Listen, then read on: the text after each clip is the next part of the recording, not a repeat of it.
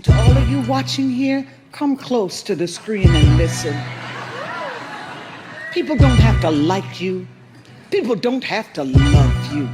They don't even have to respect you. But when you look in the mirror, you better love what you see. You better love what you see. Thank you to the critics. Thank you. Thank you. Good evening, everyone who's currently watching, those that are going to watch. Work with me through the transition. It's going to get better. It's not going to be always as rough. And I'm extremely bright because I'm wearing white on top of everything else. So anyways, tonight we are going to talk about, we're going to kind of jump right in the middle of things.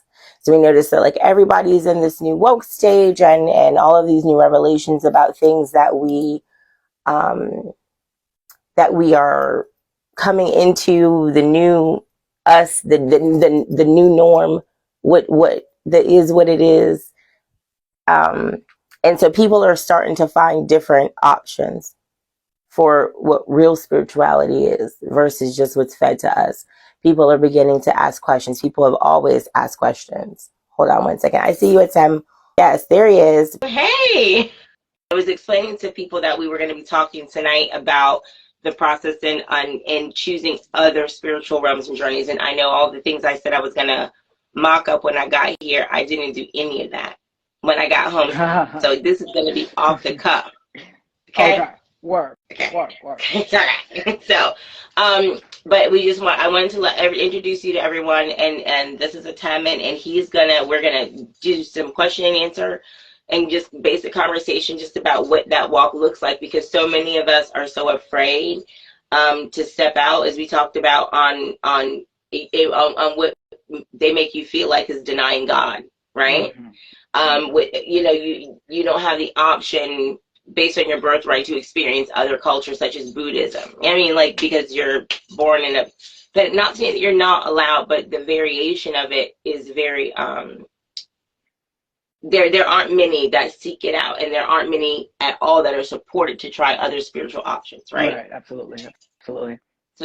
So like my son had asked me, he wanted to like go into Buddhism. He wanted to practice Buddhism at one point, and I was like, where do I begin with that? If you tell me you want to go to church, I can stop at any corner between here and all the 7 cities and get you to a church, but I don't know where to get you for the church you need for your soul and your journey.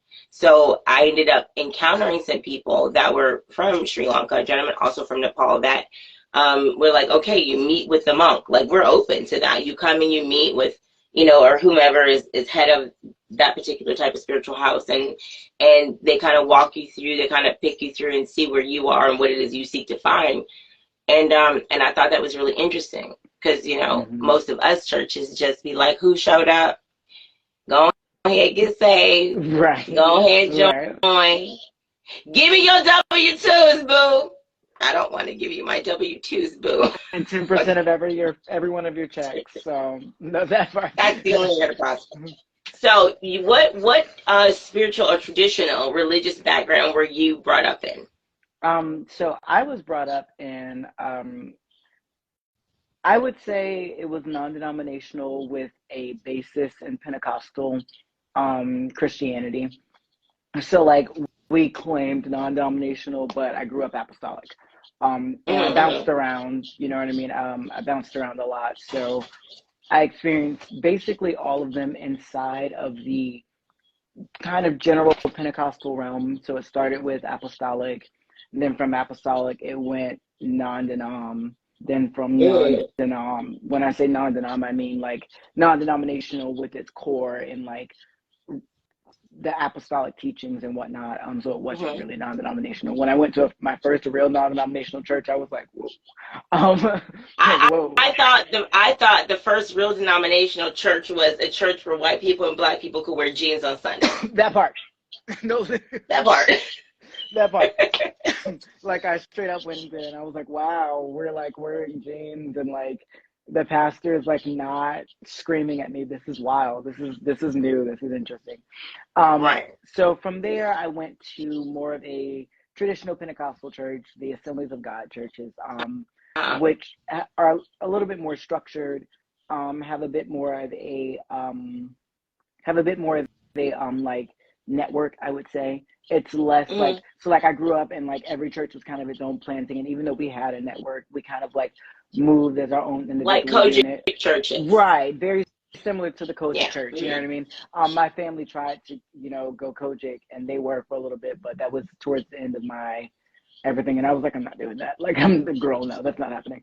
And I ended up in an actual non-denominational, like still Pentecostal based, so they still believed in all like the gifts of the Spirit and the speaking in tongues and all that stuff, and like the heavy emphasis was on worship. But I moved less from the traditional, you have to sit here and you have to listen to this preacher and follow all these rules, and more into the, we're just here to encounter, you know what I mean? We're just here to rest in the presence and all that stuff. So that was kind of my background. Right. So did you start, were you like, when, people say I was raised in the church, like I think ethnically, we typically are all raised with the concept of, who God and Jesus are, even if you don't go to church every Sunday. If you get in trouble, call his name. Right. Right. So, but people say they're raised in church, and some babies that are birthed in the church and miracle babies and all kinds of things. And there's some of us that always knew of God, but did not start formally going to church until later in our life. So were you birthed in the church from, knee high on up, or were you like, we were heathens, then we got saved and joined? I always make the joke that I was born in a pew. Like literally, my mom was the worship minister, my grandma was the pastor. I went to gosh. I went to one of those churches that was like a family church, so it was like very culty. Like anytime I like make jokes to people, or they talk about, oh, you don't know this song, you don't know this artist, I'm like, I grew up in a cult. Like, listen. Right. But very much that, like, I grew up in a I was birthed in the church. I was going to church from the time that I was born, basically. I didn't even know that other religions existed until 7th grade. Wow. Yeah, I was not aware. Like, the first time I met an atheist, they said I'm an atheist, and my brain go, oh, that's a denomination of Christianity. And so I started looking up atheism, and I was like, why? Because of the theist? Yes. Is it the latter part of the? Yes.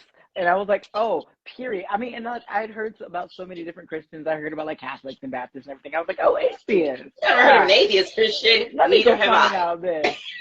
I started looking into it, and I was like, oh, this is not Christianity. Like, what is this? This is the devil. Right. No, this is satanic. So yeah, like I didn't know about my first non-Christian religion until I was in 7th grade. So we're at the beginning of your walk with God, okay, of your, you and your spiritual self, and being saved and making sure that you meet this cause until the day you die so you can do this again. How stressful is that shit? Okay, I'm just saying is all. Christ, yeah. So who were your biggest influencers in church? Okay. In regular church. And in regular church and everyday life, I would say, having my whole family around kind of helped, but like one of the biggest things I think was my grandma. My grandma being the pastor. So growing up, I was always told, you're a prophet, and God has an anointing on you. And because of that, there was a lot of times that I was like leading the younger generation in my church. So because of that, my grandma really took, like, I was like the favorite grandchild. So my grandma really like honed in on me and honed in on trying to mature my spiritual growth. So my grandma was the person that I got a lot of my beginning lessons and learning from. And then as I grew older, I really separated from that and kind of just started to follow the path on my own. I had mentors like towards the end. So, my friend Scotty was one of my mentors. I had like my friends who were my like accountability partners, my friend Trevor, my friend Maddie. I had a lot of like those accountability partner type people, but the person that like I think was the most influential in my Christian walk was my grandmother. Now let me make it clear. I'm pretty sure I know what this means, and I've heard it in other terminologies. In church, your accountability partner is the person that keeps you saved. Yeah. Is the person that makes sure you don't drink, have sex, that you don't cuss, that you don't lie, that you tell your parents where you are, that you're praying, that you're using your prayer closet, that you're reading your scriptures, that you're coming to Bible study. They're the ones that call and check up on you. Accountability partners, because I was one, because I had one. At a church I was at for 3 months. I was on vacation in New York trying to do the most as an 18-year-old. Right. And they're like, no, you know, what would the Lord do? What would the Lord say? Baby, and I was catching these L's from the Bronx to Manhattan every day. That means I was on all day long, walking New York blocks, witnessing the Jesus study, how you talk about how his back was like mashed potatoes and stuff, and then you scare people into being saved, yes. Right? That's what an accountability partner is. Accountability partner makes sure you stay saved until the day you die. Absolutely. That's it. Absolutely. And like my accountability partner, for me specifically, that was when I was like coming to the realization that I was gay. And it was a lot, you know, and I never really, I think towards the end, I kind of like actually outright said it, but mostly it was like, oh, you know, I have a porn addiction. So like, you know, pray for me for that. You know, so I would have to tell, and this was the most embarrassing thing, but I had to like tell my accountability partner every time I watched porn, which was a lot. You know, was a lot. If I had to tell an accountability partner to watch porn, they would be watching porn with me, because me and the accountability partner would be watching porn together. Bitch, there wouldn't be a man. There wait, we have time. No accountability. These nuts. Listen, no, my accountability partners did not want to be watching the type of porn I was watching. Girl, trust and believe.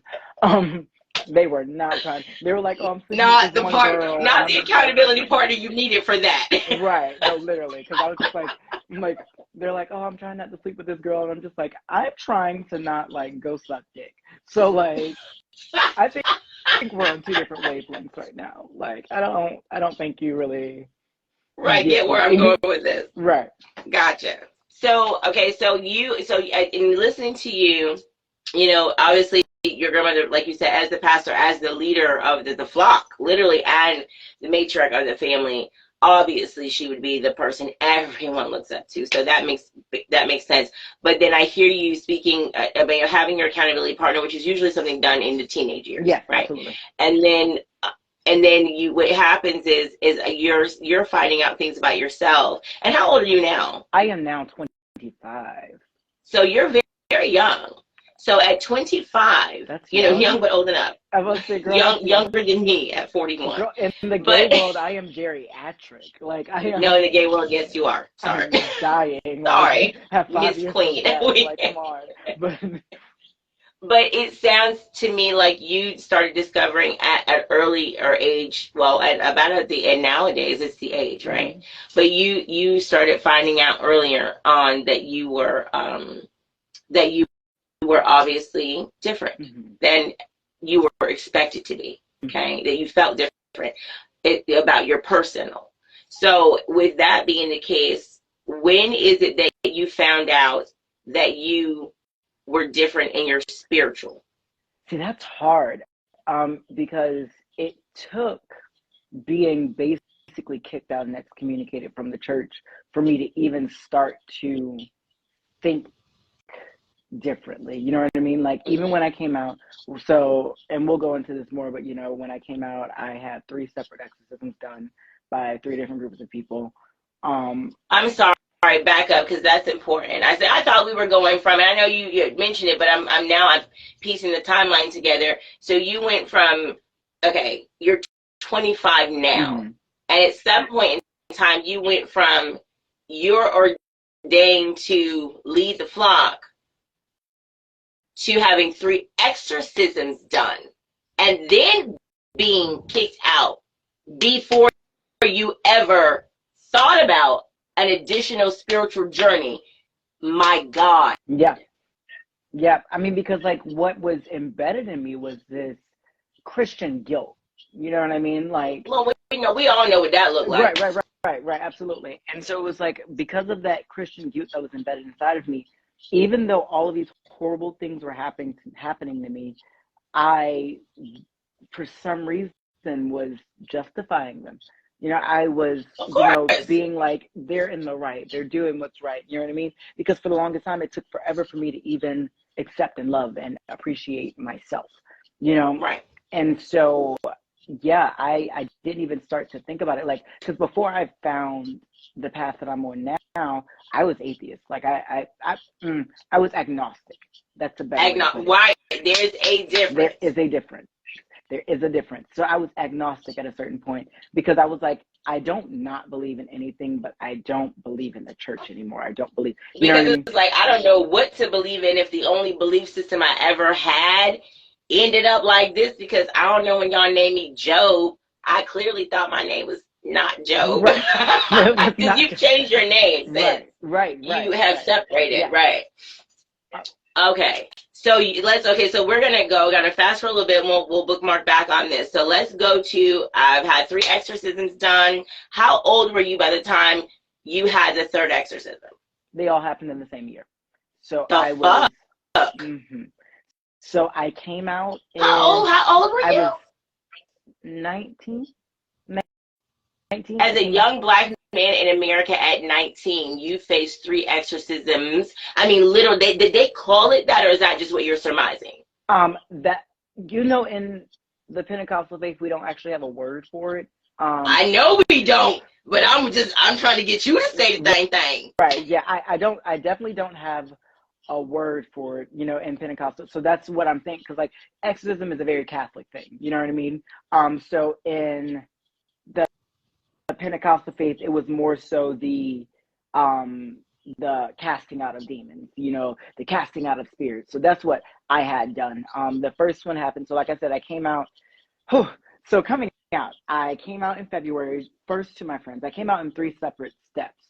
So therefore, yeah, and it's almost like you kind of have to gauge who the hell you're gonna lose. Exactly. Right. And that's the thing. Like, and then look, and you haven't even gotten to other deity yet. You just I'm just not straight. Right. I just said Jesus. I'm not straight. That was the baseline. I am not straight. And so when I came out in February, and I had a terrible experience with a friend who called me on the phone and was like, "You're spitting in God's face, yada yada, blah blah blah." I didn't take that as an exorcism. That was just a friend being mad that I finally was living in what they already knew I was dealing with from that. Right. I was gonna say, because I'm sure if they were any kind of friend, they knew something. Okay. They knew everything. Like I had told Hey, them Aljo, everything. I see you. Hey, I'm sorry. 1 second. It's him, Aljo. I see you. 33331. Don't forget today's 32323. This is the beginning. This is the beginning of the end. You feel? Mm-hmm. So, I always say that people think the end means something so bad. It's not. It's just like the yin and the yang is constantly going. There's a stopping at the beginning point, but it's all circular. It's the beginning. But we talked about for this particular next 20 years, it's going to be amazing until 2044. For some but things have shifted and changed. We talked about that, and I have some confirmation for you too later. But anyhow, moving forward. Okay, yeah. So we are at casting out of demons of you. Go. Right. So the first one happened. I came out to my friends, and then I accidentally came out to my mom. I didn't even mean to. She just kind of like forced it out of me. And from that started the first one. And the first one, my mom woke us up, and that was at the point where I was still believing in God. I wouldn't say I was a Christian, but I was still believing in God. I had stopped going to church at that point. And I was, sleeping. Me and my sister were sleeping. Like, my sister's a good Christian girl now, but she was a heathen back then. Let me tell, a heathen, and in the best way. I lived for her. And so my mom woke us both up and took us to church, and took us to my grandma's prayer service. And I was like, you know what? I'm down for prayer services. I still believe in prayer, because at the point I was still, I wrote a whole album about me separating from the church, but I never separated from God, And so I, was, we went to the church, and I walked into the room, and I sat down, and soon as I got into the room, my grandma was like, "Thank you, God, for the prophet that walked into the room." And my brain was like, fuck, here we go. Like, here we go. Like, I was like, God fucking damn it. We're here. I just got here. Let me sit down. Let me breathe, girl. Like, what the fuck? I hate you. I was like, here we go. So she comes to the back, and she starts laying hands, and the whole church is just speaking in tongues and casting out spirits. And she did what the equivalent of what we witches now would say: put a hex on me, put a curse on me, And she was like, "You will not sleep you will not eat. You will not find peace until you come back to You the told Lord. me, You will not, yeah. you know, Ooh, that's strong. yeah. And I was just like, whoa, girl. So, you know, at that point, I was still believing in God. So she said all that. And I was just like, yeah, I don't receive that. I was like, keep that Right. over there. And at Like, that, yeah, I'm not, no, Pat, we're good. no. And, you know, now as a witch, I realized that was me starting to understand my spiritual power and the power to accept the messages that people give you, accept and receive the prophecies and the magics and that, you know what I mean? When we talk about curses and hexes, yes, you can put that on somebody, but if someone's powerful enough, they can like intercept that in some way, shape, or form. You know what I mean? And so like I was No, powerful. I'm gonna pause you right there. Remember when we did discuss this, one of the things we came to terms to was the rebuking. Mm-hmm. It's like a hex or a curse. It is. It's very much is. And you know, when you hear Christians do it, they like are like calling out these beings and calling out these spirits, and it's like what they don't really realize. And I'm gonna go into the other parts, but even still, what they don't really realize is by rebuking something a lot of times that aren't on these people. You know, it's one thing if you're rebuking something that is on somebody, speak. but when you're rebuking something that's not on that person, you are literally manifesting that energy into their life. Because in order for you to be able to cast something out, that thing has to first be present. And by putting your What tongue in in your the mouth world on did that, you just say? And what do you say? I don't want everybody praying for me. I don't know what you got on, you know, baby. because you are Look at how it manifesting makes and putting sense. that into your life. You know what I mean? And that's why they said in the church, don't eat from everybody's table, because a lot of people will put curses on you to try and take them off. And see, and once you've received that curse, a lot of times it's a lot harder, because it's like, yes, witches, if we put a curse on somebody, I definitely can take it off of you. But have you ever tried to take a curse off of somebody? It ain't easy. You know what I mean? It's not fucking easy. You know, I've definitely done some left-handed magic. And when I do left-handed magic, I give it to the gods. I'm like, girl, when y'all think it's done, go ahead. I'm not even gonna try. Like, I'm not even. I'm putting this out there and I'm gonna leave it there. That's My bad, but it was necessary. it was literally, it was necessary, you know. And there are a lot of people with different beliefs on that, but like, I don't give a fuck. It is what it is. So whatever. Cheers. But Your spiritual journey, you feel me? That's the grace. So, okay, so now I'm gonna tie something in really quick. I remember we had a conversation with regards to, and I remember telling you the confirmation I received, or the conversation I heard, was a woman speaking about how she left the church after essentially not the exorcism piece, but that you are like God is, this is the end all be all, right? And she said she really wasn't rocking with that. Not that she wasn't rocking with God. She knew God in a form existed, but she was like, I just don't like how this delivery is coming across. I have questions. And you see so many Christians, especially ethnic Christians, that had come to a point over the course of, even before COVID, that were breaking away from the traditional concepts of who and what God was to them. So I remember her saying that she never regretted her time in learning about God and all the things, and the Bible. The Bible was the big standpoint of this conversation we had, and the instruction that was given, because what it did was it prepared her for the next spiritual journey she was to go on. So then that day, the next day, you and I had the conversation, and you said the very things I do not regret, because you go from believing in exorcisms, kicked out, agnostic, and then you find spirituality again. Right? Yes. So the thing is that you also made the exact same statement she did. I, in no way, I don't regret my walk and my learnings and earnings with God as I knew him through that level.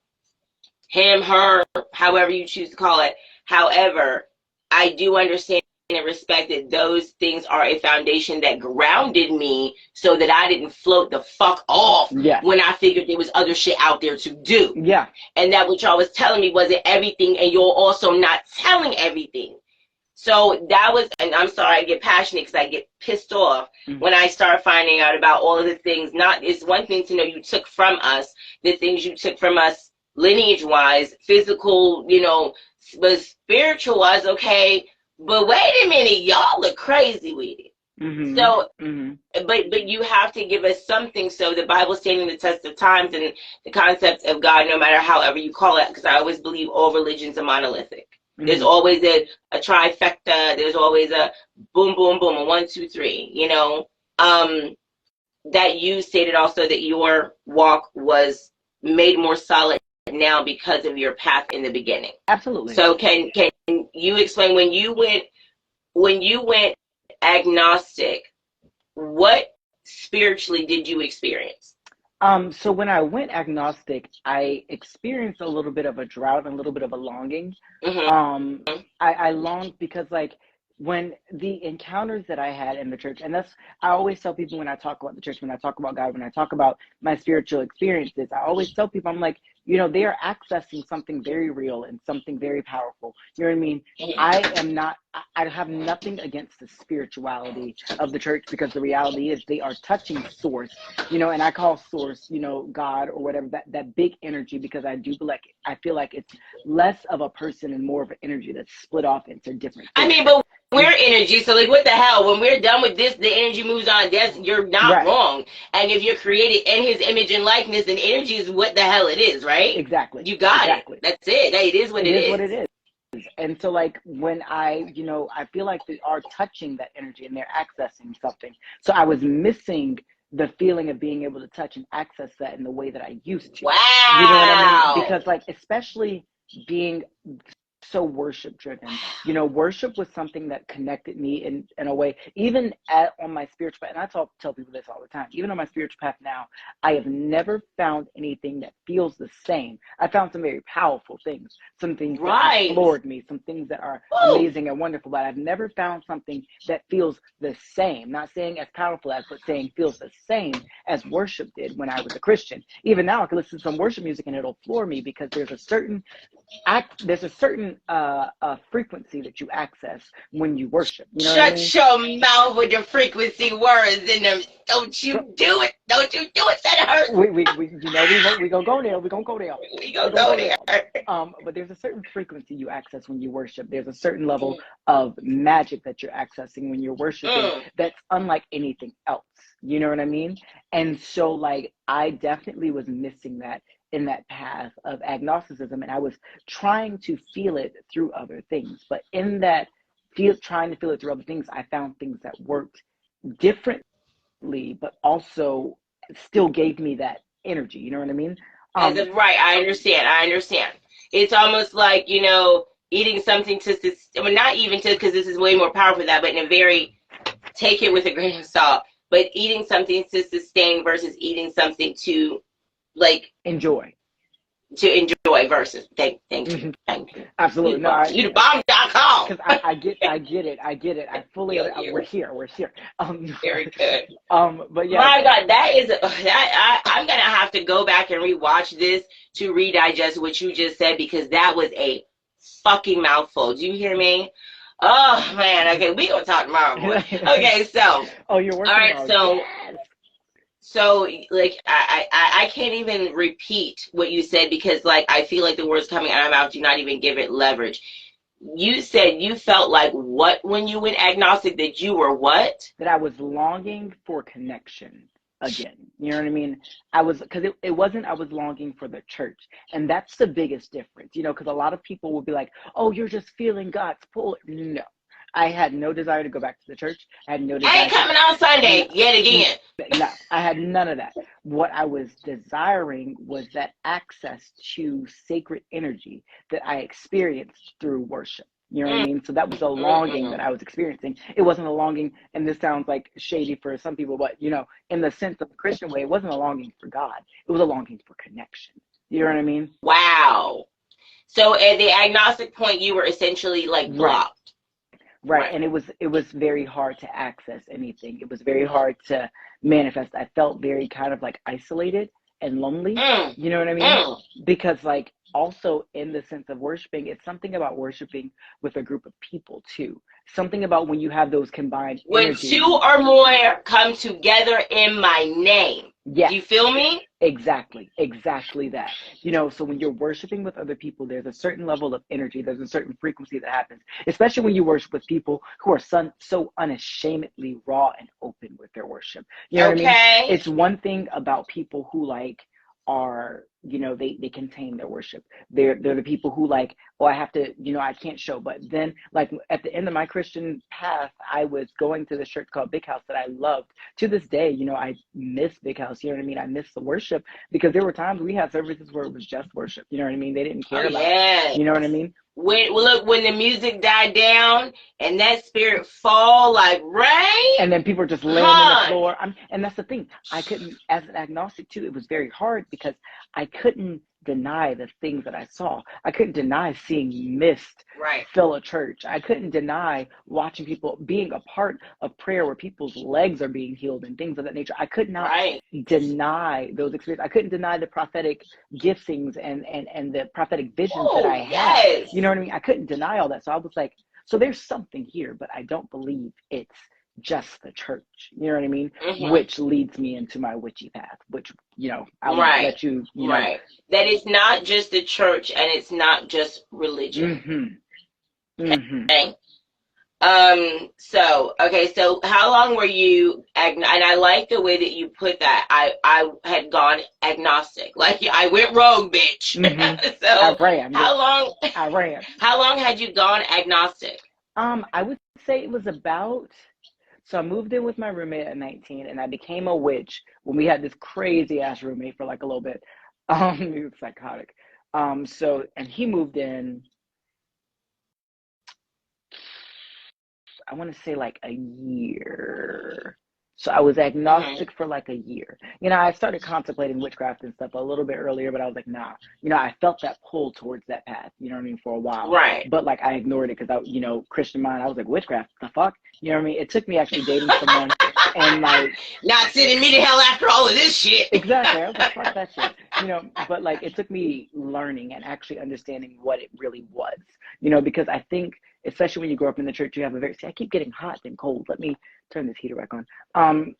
You grow up in the church and you get this very skewed idea of what it is. They say witchcraft and they're like, you're dancing with devils and you're summoning, and yes, some people do. And I don't judge their path, because if it works, girl, it works for you. You know what I mean?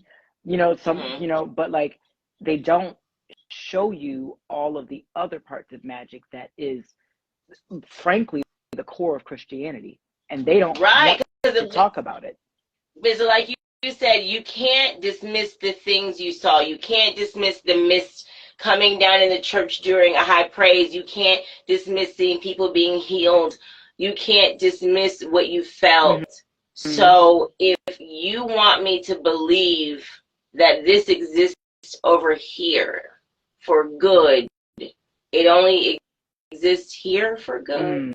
Or it only exists here, or it doesn't exist at all, and that's just God. But all of the magical stuff in the Bible. Right. Because so, the reality go ahead and magic, get about this magic stuff. Yeah, magic has existed in the Bible since the beginning. You know what I mean? And this is what I love talking about, deity work, because it is my main, and this, we've talked about it. Deity work is the core of my mysticism. Growing up a Christian, it's what made the most sense to me. So deity work, and I love talking about deity work in context to the Bible, because people don't even realize from Genesis, God was always expressed as more than one being. God was always expressed, let us create man in our image. That's literally in the Bible. Let us create man, and that's been translated out. Stepping on some toes. Girl, y'all better get your feet ready, because I'm gonna do it a lot. Because I have a theology background. I went to ministry school, but in Genesis, it talks about let us create man in our image, and people are like, oh, well, that's the Trinity. I mean, yes, but also that's talking about El Shaddai, which, if you really study the Bible, El Shaddai was the feminine aspect of God, When you look at You the were right. language, it was the feminine aspect of God. So it was the male and feminine aspect of God speaking to each other and saying, let us procreate man in our image. Let me tell you something. I ran into, first of all, thank you for that. I was in Burlington, ran into these little girls who were doing, you know, the walk of faith and, you know, ministering to people, which I was very impressed to see. It was very nice to see.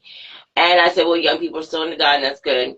And in a non-aggressive way. So then I sat in an hour-long Zoom with a Bible study with the leader of their group. She's a young woman, very smart. She walked me through a lot of things in the Bible that I thought I knew.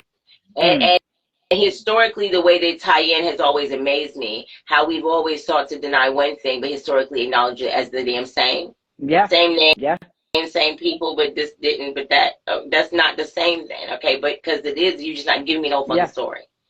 So one of the things she said to me, the universe is amazing. Do you hear me?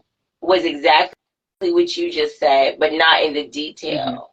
She pointed out to me the beginning of Genesis and described, and the thing is the way that she gave it was not to reference God as more than one person, but to acknowledge that there was a feminine objective of God. Do you understand what I'm saying? Yeah, absolutely. That there was a female deity, basically, right. in all of the essences.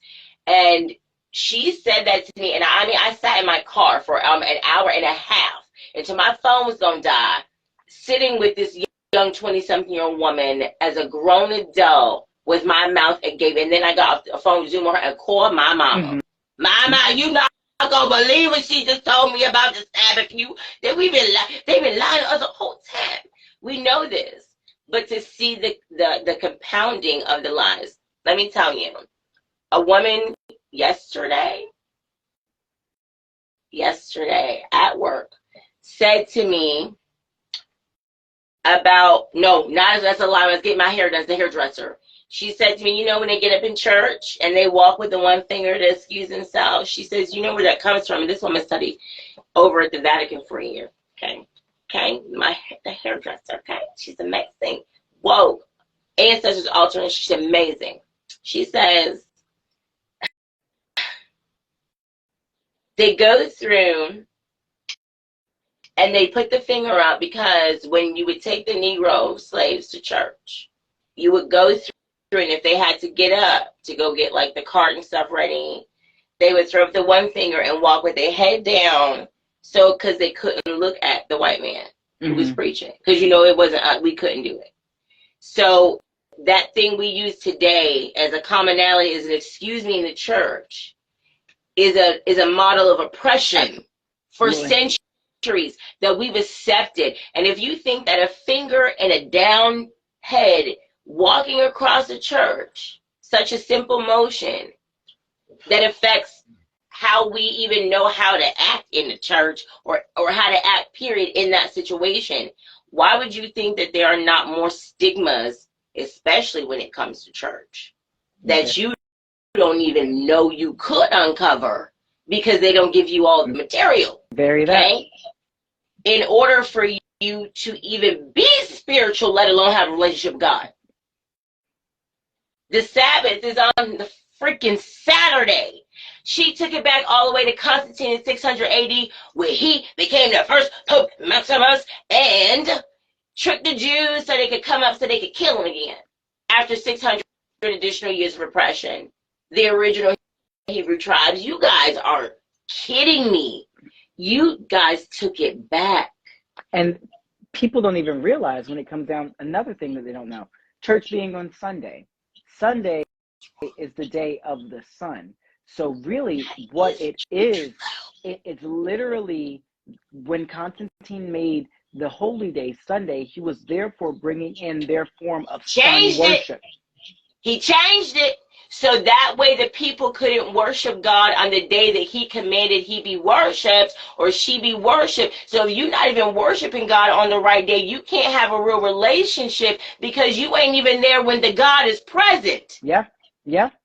And see, and that's the thing. And like, don't get me wrong, I love sun. I worship, you know, in the night, Oh the sun, yeah. you know, Oh, I know. absolutely. Sun and moon, both. When you are trying to connect to a deity, that's why when we were talking about the magic that me and you were planning on doing, whatever, and I said her day is Monday. It's not saying that you have to do it on Monday, but the day of access, the gate where she is most readily That's the part. available is on this day. This represents the day that she is most readily available, when the gate is easily open to access That's the her. part. You know what I mean? And it is not saying that you can't experience the presence because the power is there, but it's saying the most open moment to get all the juice you can is on this day. It's on a Monday or a Sunday if you're doing sun worship, or on a Sabbath if you go worship the Yahweh God. You got to be kidding me. And when I realized that they took it back there again, I am emotional about, I am not emotional. I am angry. But with the understanding that the power that is mine that was taken will be mine again. I'm not angry that I'm not like, aggressive, angry. I'm angry enough to put my foot down and make the change. Yeah. You feel me? That's what do they say? Like a positive competition. You know what I mean? But I think I am and the knowledge that you have, we talk, but the knowledge that you're giving me tonight, I mean, is a treasure. I did not even know. You knew many of the things that we're discussing, which just tells me that when we do discuss and tap in, it is amazing. Like the shift we felt yesterday. I talked to my brother today in Georgia, and I advised him, because he's a tourist like me. He's 6 days before me. And I advised him of all the things, like word vomit, telling him. And he says to me, sis, yesterday I felt a shift. I liked the through the phone at the bottom of the car floor. I liked it. And then I had to tell him the story about the keys. I could not believe it. Yeah. I could not believe it. And like I was telling you, my drag sister said the same thing. She was been feeling the calling from the mother. When I talk about her, she's less about like naming specific gods and just more the energy of the mother and what that represents. And so she was saying the same thing. She was like, the mother's coming. I've been feeling this change. I've been feeling this you shift. said the very thing to me that earlier that day, long before that conversation ever was prompted. And I told you, I was like, I've been feeling this change, So yeah, there's a lot of, I don't even know where we were before that, but there's a lot of. I do. Okay, I do. I got you. You better keep notes. And I ain't even got no notes today. And my memory ain't good, but I'm good with this. Girl, yeah. Is that a Elf Bar Okay. Ultra? Sorry, random thought. Elf Bar Ultra purple? Your vape? Your vape. Yes. Well, this one, I'm not gonna name the brand because I don't know how that works on this thing. I'll show you the color of it though. Yep. It's like a ultra, like an iridescent. Yes. Yeah. Yes, that's what I'm thinking of. Okay. Anyway, continue. Yes. So we're at agnostic. So we are at blogs. We went through this for a period of time. What made you seek spirituality again, and what made you seek spirituality but not the former? So I love this. This is one of my favorite stories. So first I started dating this guy who was a witch. He was a practicing witch. And he just like kept talking to me about it. I was like, I don't know if, and us as witches, we don't definitely, and I say witch very. Oh, pause. Yeah. A witch and not a warlock. You explain to me a warlock is someone that has broken from covenant. Yep. Pure evil. Yeah. A warlock is someone who has betrayed their coven, done something very horrible, because a lot of people, because of Hollywood and TV, we've been. I showed you some of them, didn't I? I showed you a couple of them people. They look crazy. Yeah, because a lot of people think a warlock is a male witch because that's how Hollywood has fed it to us. It's not the case. Witches it's not the case. It's not the case. Witches have always, people who practice the path of witchcraft, which is its own path. Because I use the word witch because I don't technically practice witchcraft. When I talk about myself, I say that I am a practitioner of magic. I am a mystic. When I'm talking to people who don't understand, I understand. You know what I mean? When I talk to people who don't understand the difference, I say, I'm a witch. But when I'm really talking about it, I'm like, no, I'm technically not a witch because I don't follow Wicca. Witches follow Wicca. That is right. I know a witch. I know a witch that follows Wicca. Right. Yeah. Right. Yeah. And so my friend is no longer a witch, but he was a witch because he's still spiritual and he follows more of like he follows Ifa. I believe is Yeah, what it is. I'm aware. But like, he was a witch at the time, and we were talking about it. He was, he was trying to like give it to me very softly. He was like, Christian witches exist, blah blah blah. And I started to feel that And kind of they like call, do. and they do, and they do. Pause. We're gonna bookmark again. I'm sorry. I'm gonna get back to it. You're good. Also, my hairdresser. Okay. On my hairdresser. She said she talked about her ancestors. She talked about family, the family unit, how she moved her family up to be with her. She's like, it takes a village. And she said the following: people used to call her grandmother a witch. And she says, my grandmother ain't never done nothing witchy. She go to church every Sunday. They said she's her grandmother's a treater. She's a healer. Her lineage is a lineage of healers. This hairdresser, everything she does for your hair to make it grow, she makes in her kitchen. You hear me? Okay? Right. She makes it from apothecary, from things from the earth, things that the gods have given us for us to thrive here. Yeah. And she says they called her grandmother the witch of the town because she healed. But here's the shit. You motherfuckers went to her. You trusted her with the health of your children. You spoke to her every Sunday. You ate her food and you took her treatments and her prayers, and you called her for advice in the middle of the night when no one else would hear you, because you knew she had a connection no one else had. So for you to say it, and here's the thing, people look at it and say witch and think it's such a negative thing and use it as a teaser. Or she's a witch, she's a town witch. Well, she may be the town witch, but you need her. Yep. And she matters. And she talks to her God every day, to her ancestors, and she follows the rules of the Bible better than most of y'all do to come to her for healing. And the reality is, witch, the word witch comes from Welsh and it actually means wise one. It does not mean what people think it means. It literally does. It is directly translated as wise one. You know what I mean? And we talked about how words matter so much. And I know, my editing director and I were speaking about how and I have so many times sat on the phone, because I love words. I love words. So many times I've sat on the phone with her and have just poured my heart and cried, because I'm able to be that vulnerable about how angry I am, because you try so hard to tell people and to get people to see how things kind of tie in, which is the point of the show, to make it make sense. The things that you're seeing have been told to you that are common fucking sense.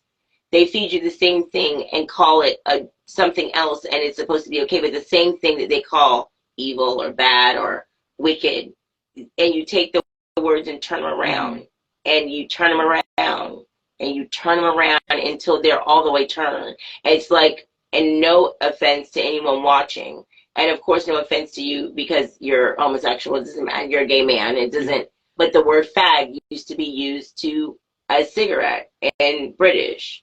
Can I get a fag from you? You say it now, and this you could possibly be edited or cut. Right. It's a problem. It's a public problem. Yeah. But if you look it up in the dictionary, it has multiple connotations of meaning now, and it's just disheartening the way that things, even that word, have been taken and used so negatively. Okay, you guys, so I'm still going to talk. My time's going to come back to some technical issues. This conversation, we're not even halfway to the conversation at like the point I want it to be. I give myself 30 minutes to an hour to have this conversation, which we might have to do a second episode, because this is actually really, really juicy, depending on his technical issues.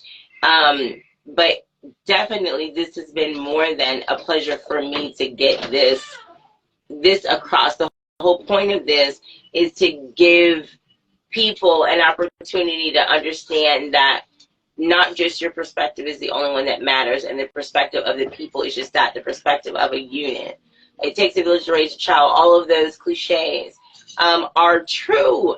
And if you don't have a perspective on some of the things that you don't know about or think you know about, you don't have a real perspective. You just have an opinion, okay? Sometimes you can keep it to yourself with respect of person for other people and their belief systems or thoughts, and take from what they're saying, not a negative thing, not a negative thing, but to add to your growth as a person on this earth and your growth into your next move. I was just telling the platform that how amazed I am at this conversation and how much knowledge I'm gaining from your perspective. Right. And knowing the things that I do know, you know, coming up in the church and being involved and having a real relationship with, you know, God as I knew God at the time. Definitely I'm like blown away by the tie-in. You know what I mean? So, what else was it? I know we're at the point where, okay, agnostic, so I asked the question, when did you decide to seek spirituality again, and what was it that you were telling that story? So I love this story. So Okay, go. right. Okay, so yes, I had been talking to this person, and he was a witch, and so he started like trying to like lead me in that path or whatever. And so am I echoing? I can.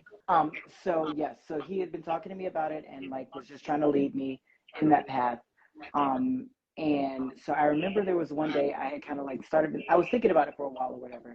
And I laid in bed and I was just like kind of sitting there and I felt this presence come on me. And I heard very clearly, go to the place where the water meets the earth. Go to the place where the water meets the sand. Oh, shut up! You know my water meets the earth story. You have told it to you at least twice about my transfer going to the lands and the water meets the earth. I am gonna have a mini heart attack in here. I just died. I just died. Okay, Jesus. It was iconic. It's very iconic. I didn't even know this story about you. I told you about my water meets the earth. Oh gosh, go continue. I'm sorry. No, you're good. You're good. You're good. So yes, go to where the water meets the earth, and I had a very clear vision of where I was supposed to go, which was this place right where I live, Hostler Creek. It's a nature preserve or whatever.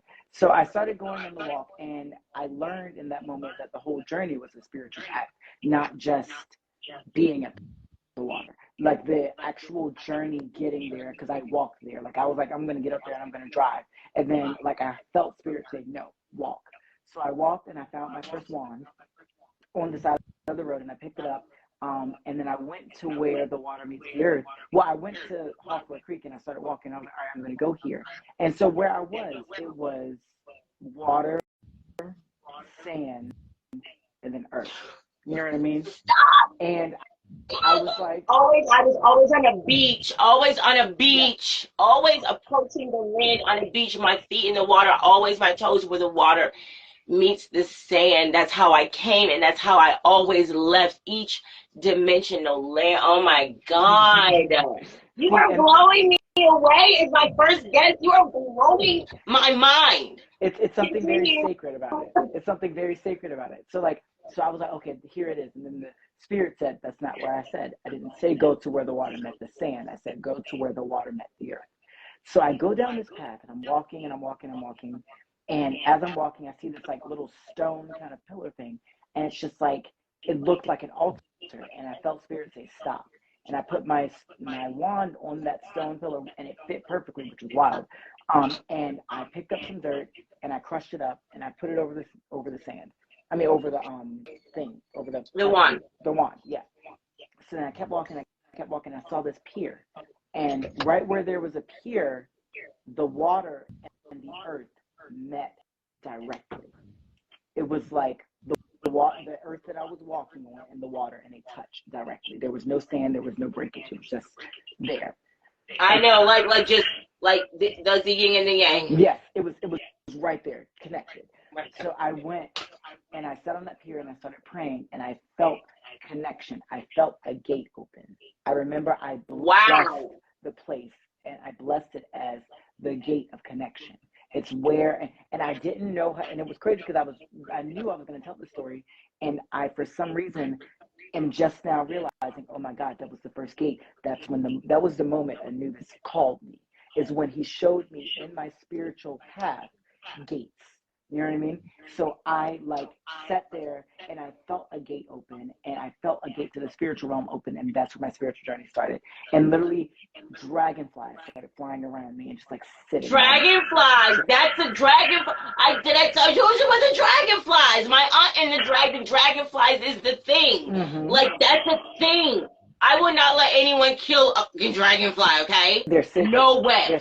to me, they represent where the first gate that I had encountered started. So in that, and then like when I started that, This interview's too much. Shut up. This interview's too much. Between that and the damn key shit yesterday, I'm done. Oh my God, continue.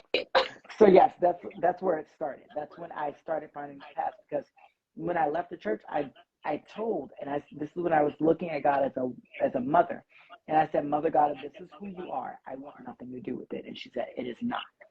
And when I found her at the water, that's when she said, this is where we start. This is where we begin. And that place has always been sacred. And that's when I first started with just simply, without even looking at gods or goddesses or anything, just simply nature worship. That's when I started. And from nature worship is where I started getting all the callings and all that stuff. And we'll go into that later. But yes. Do you know that I have not cracked it open. I got it from a store that I never expected to get into and below. Okay. So it's a full book. It's like this thick. Okay. On nothing but healing and apothecary. That's it. That's it. That's it.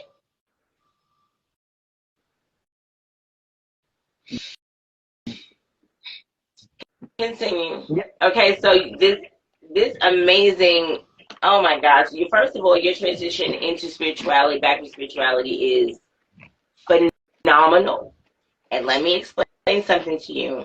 When my editing director sees this, okay, editing director, Kimmy the director, Ma, okay, I need you to listen.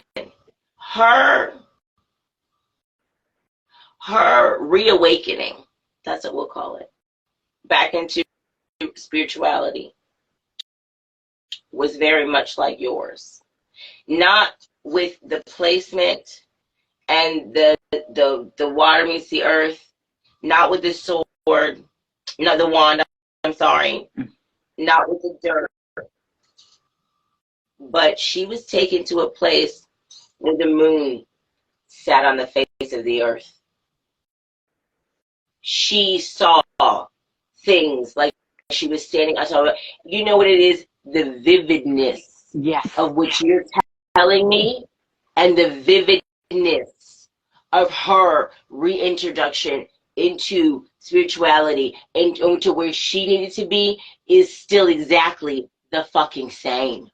I can feel it. As you tell it to me, I can see it the same way I saw hers. I can literally recount every image. I can see her standing. I can see her looking down. The same way as I can see you walking and going, I'm going to drive, no walk. I don't want to walk. I'm already skinny. And then the picking up the one, like, it's the vividness of your recount of your experience. You could never say it was a story. Right. You could never say it was a dream. It was your reawakening, like just as fresh as fucking getting up in the morning from a night's sleep. Yeah, absolutely. And I love that you love to tell that story, because you tell it very well. And that's and it's funny that you say waking up from a night's sleep, because it was the first thing I did. I woke up and I woke up and I felt presence, and I just had to go. It was like that moment, because I was on the fence about it. The whole time I was on the fence about it. And I'm pretty sure I had a vision one day before I even started where I just saw myself on the fence. And I felt presence say, you need to make a decision. Are you going to stay on one side, or are you going to go to the other? And so how mad were you? How mad were you when you were met with that response? Pissed off. Pissed. Because I was comfortable where I was. You know what I mean? Because spirituality was hard in the beginning. It was because it was a lot of like rewiring, and it was a lot of breaking down, because like when I first started magic, it felt very religious. You know what I mean? And it felt now my intuitive kind of way of moving is just wherever I feel spirit lead, but it wasn't like that in the beginning. I was reading all the books and doing everything that the books told me to do. It was very religious in that sense. You know what I mean? Because I didn't know what I was doing in the beginning. And so yes, I went to where the water met there. I started my nature worship, and then that launched me into my spiritual path that has just evolved and changed and grown since I've been here.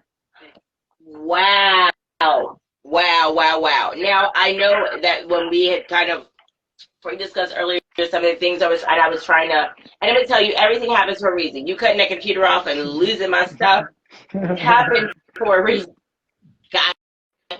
Me not having, and you see the phone fell and crashed during the middle of this broadcast, happened, I got the ring light, I had 2 hours, I don't know what the hell happened. I hadn't even opened my wine yet. I didn't take the first drink of wine until we got on camera. Don't play with me. So everything was just at a farce, okay? And I'm like, regardless as to what happens, I'm doing this shit today. Because 3/23/23, I'm doing this shit today. Right. Okay? I'm doing it today. And here you are, making it perfect. Thank you again. You have no clue. This is trash without you, okay? I'm trash without you. Okay? No, thank you for having me. I'm loving this because this is my life, and we can keep going all night. I have nowhere to be but work tomorrow.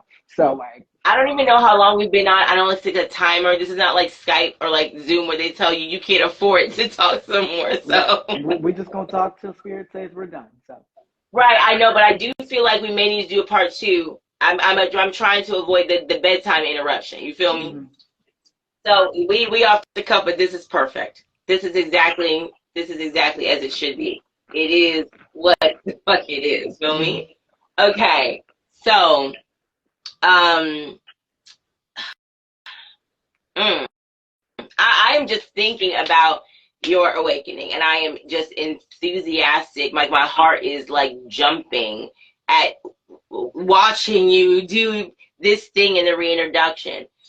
And the things you're saying, you felt the gate open. You felt the unlocking of things. And we're at a point where things are unlocking so rapidly. And here's the thing, the universe doesn't do anything wrong. Right. Period. I'm going to just tell you, okay? And I think all the push I had to get these episodes launched, I think doing it with you, being who you are, and the viewership I have right now. I have 3 people on, but they're very, at least 2 of them, I think I know they're very important to me if they're viewing. Screw that shit. They're important to me, period. But I think that this particular topic and point of conversation, much like the universe always does, you already know it, Tim, is working wonders and ripples beyond this conversation we're having right now, okay? Absolutely. So thank you for being amazing, and thank you for being you, and thank you for having such skill set and spiritual and emotional knowledge to place things that you like. Everything that you're saying to me is like a peg stone in your path, and now I see why there is such an annoyance when you are prompted to come back to the church, and you can't be accepted as your spiritual path is led. And it's not about them not accepting your spiritual path or your lifestyle. It's about the fact that you don't respect to know that I was saved again. Yes. You praised the hell out of me when I walked to the front of the church and got saved. I was all the Golden Corral dinners every Sunday for all the time. Didn't have to pay to my baptism at the church's doors. But I tell you, I have a reawakening of spiritualism after having a blockage from a connection, from a deity, from a God, from a higher connection above me that I need to thrive in this earth. I was failing, and you want to deny me my spiritual experience. The fuck? Yeah, and that's exactly what that makes no sense. That's exactly what it boils down to, because I'm just like, the reality is, what I have found, I feel more safe, more connected than I ever did at the church, because the entirety of my relationship with God, there was love, there was encounter, but the entirety of my relationship was me trying to be something that I was not, me trying to change what I was and who I was. And from this encounter and from this growth in my spiritual self, I have seen God for in a bigger light in a vaster way. I have seen just how deep it can go, or I have tasted a bit of how deep it can go, rather. You know what I mean? Because the reality is, when I was in the church, I was only dancing in a puddle. And what that puddle was, I'm not even going to say a puddle. I was dancing in a lake. You know what I mean? Okay. Without the knowledge that the ocean was out there. Wow. Tim. If I was near you, I'd shut you right now. That was amazing. I like that. Ooh. That was a good one. Ooh, I'm gonna have to have you on again. That's a must do. Anytime you want, baby, I'm here. Oh yeah. Okay. Okay, because I don't want to touch on the next topic without having an ability to go deep. So I don't want to stop. We can keep going. We can keep going. All right, I ain't gonna interrupt you. We'll be going. Okay. So now that you have this spiritual awakening, you have your reawakening. Like when my daughter asked me when she was 4, when am I gonna have my second awakening? I said, well, shit. At this point, I guess when you're 15. Most people have it at 22, but you were ahead of the game because you had your first eviction. Right. I didn't know. Right. Okay, I'm just coming in the back of my folders. Okay. Right. So okay. So you have this. Who's the first person you tell? I told my best friend Henrietta, who was going through the same thing in a different way, going through the same thing, because we both left the church around the same time. She stayed a little bit longer than I did, but we both went into this agnostic place, and then we're refining spirituality and refining, and she's like in the church now, but she doesn't really follow the church. More so, she's there because she's there for kids. She's understood. You know what I mean? But like her spiritual path.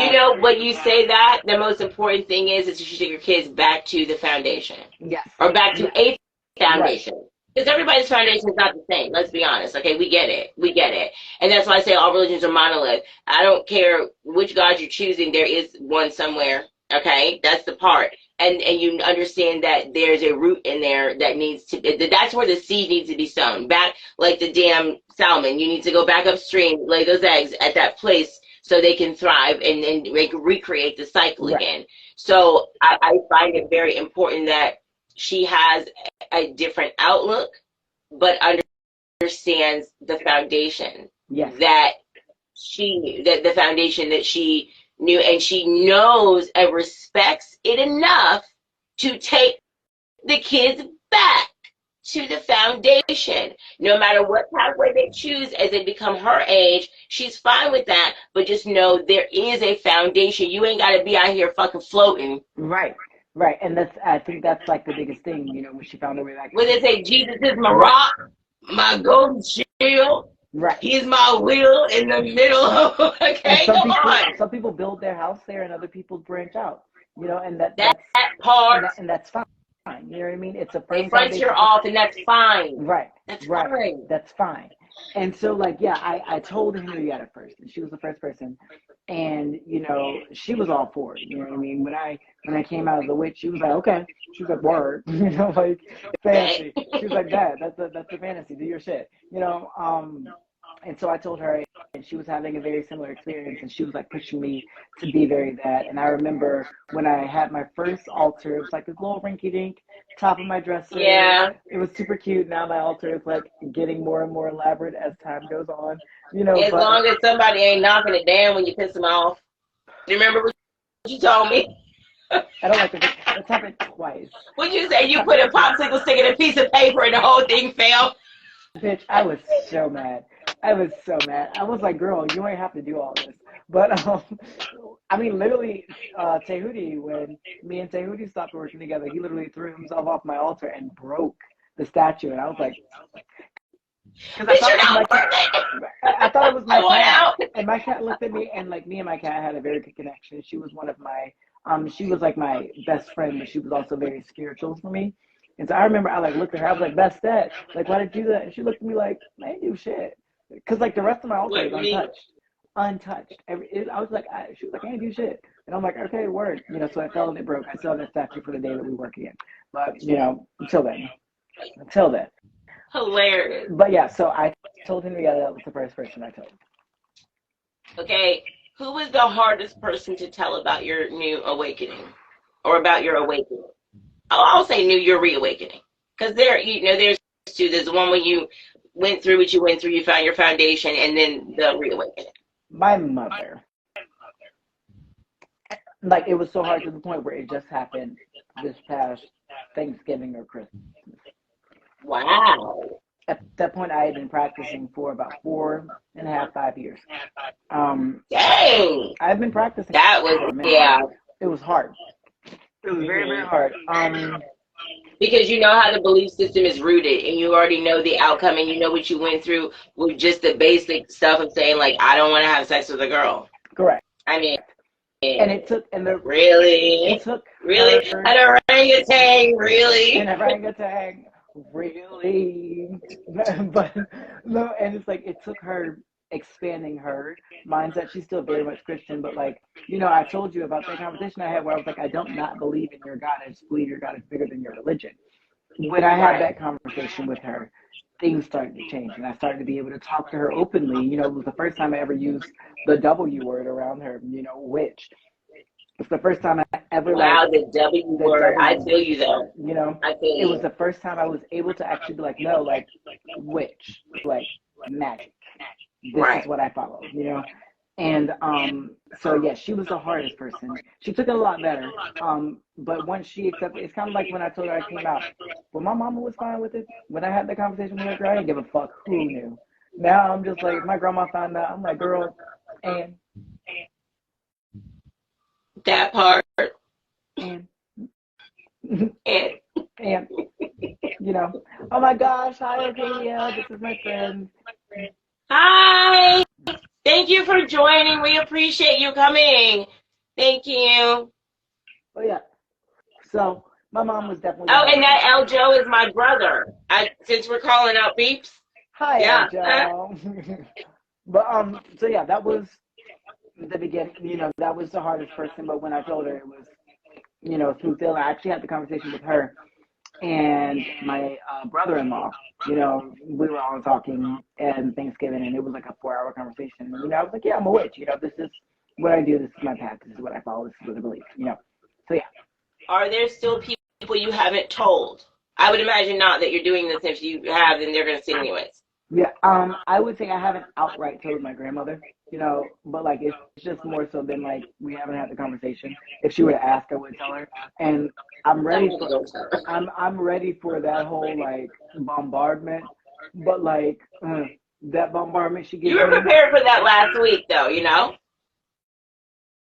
That part.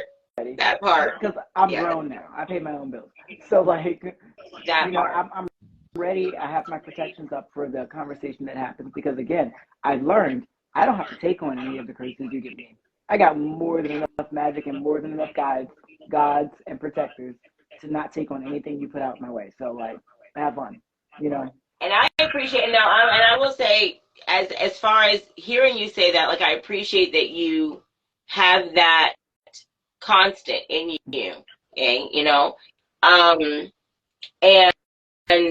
to hear you at your age at 25, I'm 41 now, so I'm years removed from that day that I learned to say no, let alone even knew that I was going to be, I'm not that I didn't know, but believed in myself to trust the things I felt, that I questioned, that I innately knew were common sense to me, and to see that others were not piecing it together was like, how the fuck do y'all not see this? Like, how does that not just absolutely make sense to you? And then I realized, because I'm not the masses. Right. I've never been the masses. My mom's not the masses. My grandmother's not the masses. My great-grandmother's not the masses. My lineage is not the masses, bitch. I'm pretty goddamn special. I was special, but I'm pretty goddamn special. Right. You know? Right. So the thing is that to hear you at 25 say, I can be unbothered, and still respect you. Yes. And still respect that you're bothered, but I'm not going to carry your burden of the bullshit because I got enough other shit going on. It also just doesn't belong to me. That's really what the core of it is. your Yes, you are. embodiment and your You were. I was getting ready to say it's not mine. That's your problem. I mean, because the reality is, this is not only working for me, but this is causing me to grow and evolve. You know what I mean? It's causing me to become a better me. It's because, so like, I now have the understanding that I'm not doing anything wrong, and there's nothing you can say that makes me believe that I'm doing anything wrong. Absolutely. Thank you for saying that. Thank you. Thank you. I am absolutely floored by this. I think it's calling it to I am absolutely going to, and you know, I told you I don't like the hesitation for me to listen to the cast or things I had recorded or not put anything up. To all those that have been waiting for like over a year for this bullshit. I'm sorry, my bad. Y'all know I'm late to everything. I was late to the podcast about 2 minutes. I was like, I'm here, bitch. I'm coming. I will go back and listen to this more than once. Not for myself, but for you. Because the way that you unfolded this in the presentation was amazing. Thank you. I appreciate Thank you, Tim, for making my first official podcast. And Kimmy, the director, if you're still on, can you please, because you know I ain't good with technology and ain't got that kind of thing. And I know you don't either, but baby, please help me. Can you please post this and the other videos to the YouTube channel? Because there goes the bed knock. There goes the I'm tired knock. I knew it. So I just want to say I love you. I love that you're wearing hearts, and I can say I love you, and you're wearing all the emoji hearts. Thank you. And thank you for being so vulnerable so easily. Thank you for being open with me, and thank you for trusting me to even have done this, because you did not have to. Thank you so much for having me. I live for this.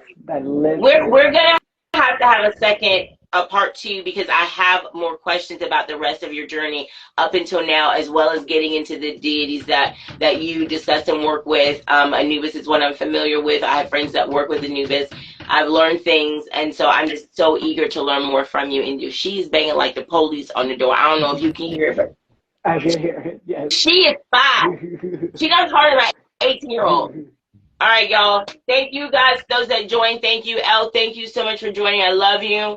Kimmy, the director, thank you for joining. To your friend whose name I don't want to screw up, thank you so much for joining.